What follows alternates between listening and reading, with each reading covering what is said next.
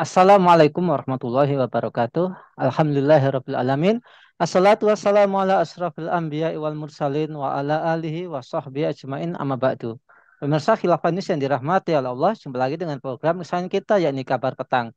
Hari ini kita akan membahas tema-tema terkini dengan narasumber yang kredibel tentu saja dari sudut pandang Islam. Inilah Kabar Petang selengkapnya.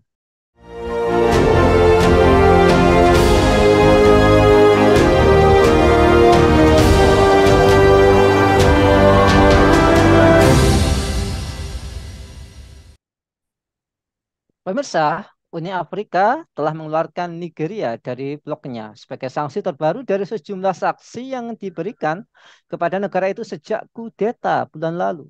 Keputusan itu diumumkan setelah pertemuan Dewan Keamanan dan Perdamaian Afrika United di ibu kota Ethiopia Addis Ababa pada hari Selasa 22 Agustus 2023.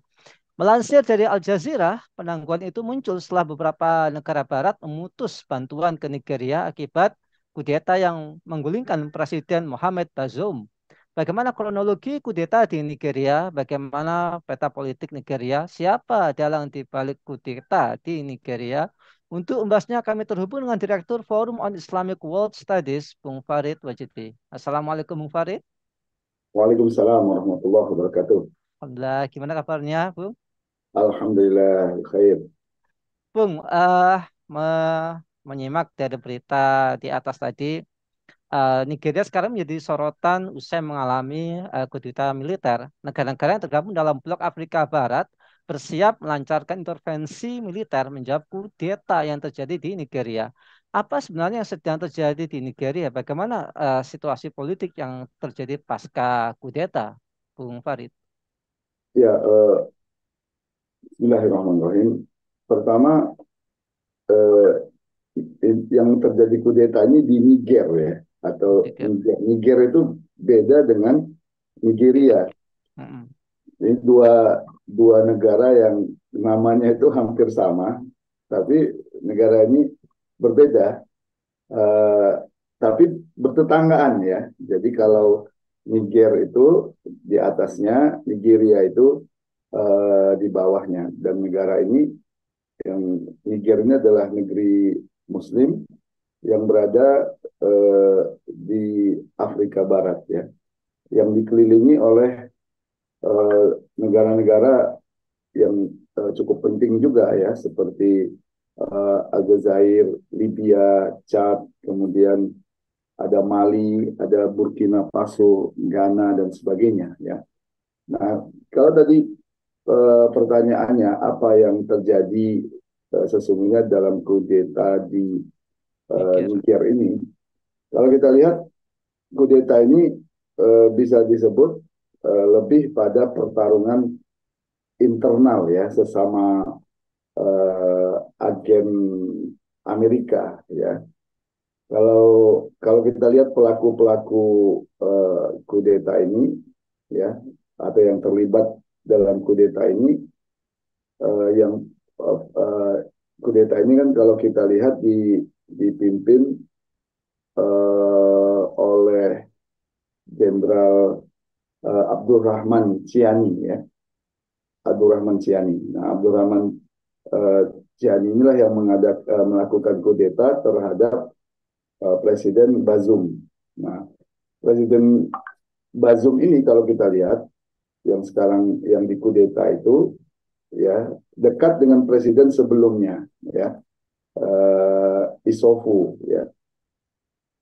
Sementara kalau kita lihat antara presiden mantan presiden Isofu dan Abdurrahman Ciani ini sangat dekat. Jadi kalau tiga tiga pihak yang diduga bermain dalam kudeta ini sesungguhnya sama-sama agen Amerika. Yang pertama adalah Abdurrahman Ciani, jenderalnya yang melakukan kudeta. Kemudian mantan presiden sebelumnya Istofu yang mengkudeta Presiden Bazoum sekarang. Nah, antara Istofu dan presiden sebelumnya Bazoum ini sebenarnya sama-sama teman dekat gitu ya. Nah, kenapa kemudian apa Jenderal Abdurrahman Ciani ini melakukan kudeta, kemungkinan ya ada keterlibatan mantan Presiden Isofu yang dekat dengan Abdurrahman Ciani ya. Uh, karena begini, sebelumnya Bazoum ini ingin mengganti ya mengganti menteri ya menteri energi Niger ya yang itu merupakan ya yang itu merupakan anak dari mantan presiden sebelumnya ya Issoufou ya. Demikian juga eh, Presiden Bazoum itu eh, mau melakukan restrukturisasi lah seperti itu ya. Nah, ini yang kemudian tidak dikehendaki oleh Abdurrahman Ciani dan mantan Presiden Issoufou ya, karena mantan Presiden Issoufou ini itu memiliki banyak kepentingan ya dalam kekayaan alam di Niger ya. Niger ini merupakan negara yang kaya dan juga penghasil uranium. Sampai sekarang juga ada 1.500 orang Perancis ya yang masih bertahan di Niger untuk mempertahankan kepentingan nuklir Perancis di wilayah Niger ini. Jadi ini kalau kita lihat pertarungan internal yang ketiga-tiganya ini bisa disebut sebagai agennya Amerika. Iya, Bung Farid. Penasihat Presiden Ukraina Mikhailo Podolyak mengatakan ini Rusia diindikasikan menjadi dalang di balik pengambil alihan atau kudeta Niger tersebut pada Selasa 2 Agustus 2023. Pejabat itu mengacu kepada dugaan keterlibatan sebagai taktik dari Rusia. Apakah betul Rusia ikut terlibat, Bung Farid?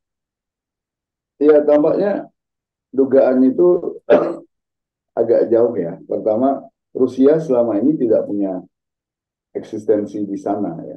Sebuah negara itu terlibat dalam proses politik di negara lain, itu kan harus ada jejak rekam politiknya yang cukup panjang. Kalau kita lihat Rusia tidak punya eksistensi di sana. Ya. Yang punya eksistensi yang cukup kuat itu Perancis ya, sebagai negara yang pernah menjajah sebagian besar wilayah Afrika Barat ini, termasuk Niger ini ya. Eh, Apalagi kemudian mengkaitkannya dengan keberadaan tentara bayaran Wagner ya, yang juga tidak tampak kehadirannya di sana. Itulah kenapa kemudian kalau kita lihat juru bicara Gedung Putih ya, Karen Jean-Pierre itu mengatakan Amerika Serikat tidak melihat indikasi yang dapat dipercaya tentang keterlibatan Rusia atau pasukan grup Wagner, militer swasta Rusia dalam kudeta di Niger. Ini yang dikutip dari Reuters tanggal 27 Juli 2023. Jadi kecil kemungkinan Rusia terlibat di sana, dan ini mungkin sekedar pengalihan isu ya. Baik, Bung Farid. Negara-negara di Afrika ini kan sering didera oleh kudeta. Sejak 2010 telah terjadi lebih dari 40 kudeta dan percobaan kudeta di benua hitam. Dari jumlah tersebut sekitar 20 terjadi di Afrika Barat dan Sahel. Selain itu, lebih dari 90% negara Afrika memiliki pengalaman kudeta. Sebagaimana dikutip oleh The Conversation.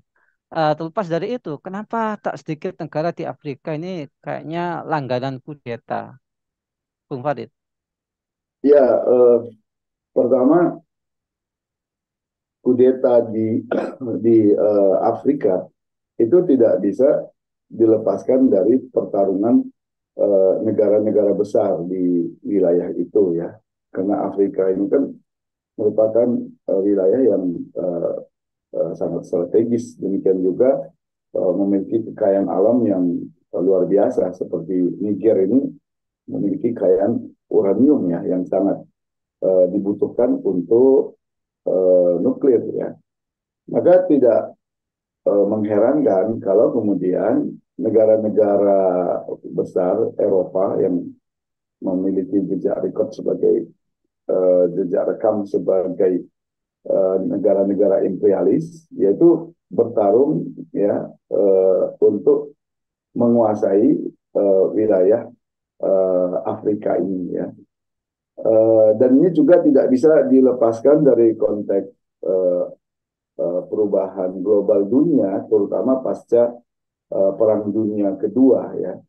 Kita tahu pasca Perang Dunia Kedua, Amerika merubah kebijakan politik mereka dari politik luar negeri yang sifatnya isolasi ya menjadi politik luar negeri yang apa namanya berpartisipasi aktif ya dalam berbagai isu-isu global dunia. Karena Amerika punya ambisi ya pasca Perang Dunia Kedua itu untuk menjadi negara adidaya baru ya, menggeser pengaruh negara-negara Eropa terutama Inggris dan Perancis ya. Maka apa yang terjadi di Afrika termasuk di kawasan-kawasan yang lain sesungguhnya tidak bisa dilepaskan dari pertarungan antara negara-negara imperialisme ini ya untuk merebut atau rebutan pengaruh di sana. Ini terjadi di Mesir misalkan saat Gamal Abdel Nasser yang itu merupakan agen Amerika apa namanya mengkudeta Raja Farouk yang menjatuhkan Raja Farouk dan itu terjadi juga di kawasan lain ya seperti di Libya ada pertarungan antara Eropa, Inggris dan Amerika, di Yaman juga seperti itu ya, termasuk di wilayah Afrika Barat ini. Nah, apa senjata intervensi negara-negara Barat itu? Kalau kita lihat senjata itu ada tiga ya. Pertama adalah militer dengan melakukan pendudukan langsung. Yang kedua adalah dengan cara demokrasi ya, membuat pemilu. Yang ketiga adalah kudeta ya. Jadi tiga ini merupakan alat politik dari negara-negara imperialis ya. Biasanya polanya seperti itu, seperti di Sudan diawali oleh kudeta militer dulu, setelah itu apa namanya dijanjikan ada pemilu yang demokratis ya, dan lewat pemilu demokratis inilah agen-agen Barat seperti Eropa atau Amerika bertarung di sana. Kalau kemudian penguasa yang ada itu dianggap tidak sepenuhnya melayani kepentingan negara-negara imperialis ini, didorong lagi untuk melakukan kudeta. Setelah itu dilakukan lagi pemilu yang terkesan demokratis ya. Jadi kudeta dan demokrasi itu sesungguhnya alat politik Amerika terutama di Afrika ya. Iya, kayaknya hal yang sama juga terjadi di negeri kita, kayaknya gitu ya. Nah, ini pola yang berulang. Kemudian terakhir, Bung Farid, bagaimana solusi untuk melepaskan Afrika dan seluruh dunia, termasuk negeri kita ini dari penjajahan negara-negara kapitalis, Bung? Ya, pangkalnya kan sebenarnya adalah eksistensi negara-negara imperialis ini ya, di negeri-negeri dunia ketiga termasuk negeri-negeri Islam. Selama negara-negara imperialis ini masih memiliki pengaruh ya, maka pergolakan itu akan terus terjadi ya, baik pergolakan sesama agen mereka sendiri ya, seperti yang terjadi di Sudan, atau antara agen negara besar satu dengan negara besar yang lain, seperti yang terjadi di Yaman, di Libya ya, atau melawan atau membendung kelompok-kelompok yang dianggap mengancam negara imperial secara keseluruhan. Ya, misalkan kelompok-kelompok Islam, misalkan yang sifatnya ideologis. Ya, jadi masalahnya itu adalah eksistensi negara-negara imperialis ini. Nah, apa yang menjadi pilar dari eksistensi negara imperialisme ini? Ada dua ya, dan itu yang mereka memang sudah persiapkan sedemikian rupa. Yang pertama itu adalah keberadaan penguasa-penguasa di negeri-negeri Islam, ya, yang itu merupakan agen dari negara-negara imperialis ini, walaupun kita harus hati-hati, agen ini terkadang dia sepertinya melawan negara imperialis, tapi di belakangnya itu adalah negara imperialis ya, seperti Muammar Gaddafi misalkan atau Gamal Abdel Nasir ya, seruan-seruannya itu seruan-seruan melawan imperialis, tapi di belakangnya itu adalah negara imperialis, maka kita harus tidak bisa menggeneralisasi ya. Yang kedua adalah sistem yang dibangun di negeri-negeri Islam itu yang terpenting dijauhkan dari sistem Islam ya. Maka ada yang mengadopsi sekularisme ya, ada yang mengadopsi sosialisme, walaupun hampir sebagian besar sudah tidak ada lagi ya. Ada juga yang dia mengandalkan sistem kabilah ya, atau mengandalkan pangeran-pangeran, di mana pangeran-pangeran ini ya kebijakan itu tergantung dia. Nah, jadi kalau kita ingin menghentikan pergolakan ini, akarnya itu harus dihilangkan, yaitu eksistensi negara imperialis. Untuk menghilangkan akarnya ini, dua-duanya, dua pilarnya ini harus dihilangkan. Apa itu? Penguasa boneka dan sistem selain sistem Islam. Karena itu disitulah relevansinya ya. Kenapa umat Islam ini membutuhkan sistem politik yang berbasis kepada Islam. Ya inilah tawaran sejati untuk dunia Islam, bahkan untuk dunia sekarang ini, yaitu negara khilafah ala minhaji nubuwah yang ini memiliki ideologi Islam yang anti imperialis ya, yang tidak akan berkompromi dengan negara-negara imperialis, dan ideologi Islam ini akan melahirkan pemimpin-pemimpin yang amanah ya, yang tidak menjadi sekedar pelayan kepentingan negara-negara imperialis, bahkan untuk memerangi rakyatnya sendiri. Itu yang harus dilakukan. Iya, baik. Nanti kita harus eh, melakukan perlawanan ideologi karena yang menjajah itu ideologi juga gitu ya.